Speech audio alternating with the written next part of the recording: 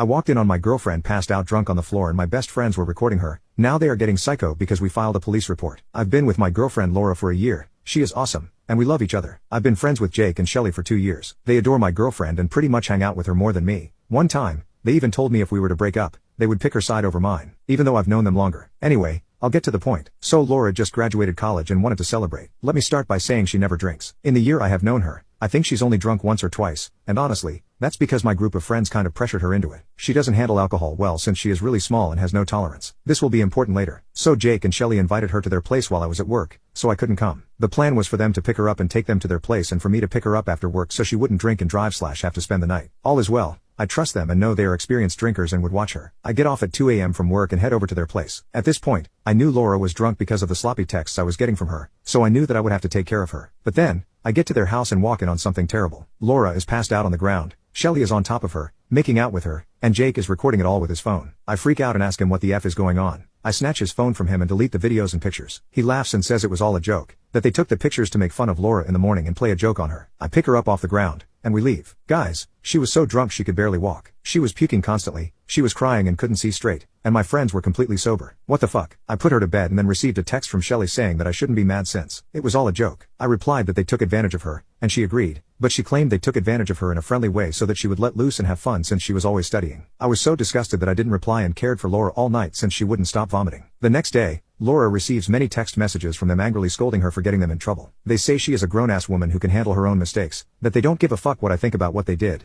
that I am a little bitch, and that it's all her fault, and she pressured them into making the video. If you all saw how incoherent and blacked out my girlfriend was, you'd know that she couldn't even stand up, let alone pressure someone to do anything. She has been crying over it all day and switches between yes, it was all her fault, to no, they were being disgusting souls. As for me, they kept criticizing me and insulting me for being angry, saying I was overreacting to a simple joke that they would play on her. I don't know what to do, so please give me some advice. Am I wrong? Because I don't effing think I am. But Jake and Shelly are going around spreading rumors about this, making me out to be a jealous, controlling a-hole and my girlfriend to be a dumb drunk who pressured them into acting badly. Update. So for several days after the incident, they constantly contacted my girlfriend blaming her and telling her it was her fault. She did admit to them that she was blackout drunk and couldn't remember anything. They pounced on that information by telling her false stories of what actually happened and telling her that I was lying and a controlling a-hole who just wanted to isolate her from her true friends. Since they've known me for a long time, they then proceeded to tell her horrible stories about my past, that I did substances when I was 18, for God's sake, that I was once arrested for drunk driving. That was a mistake I owned up to as soon as she and I met, and she was aware of it since the beginning,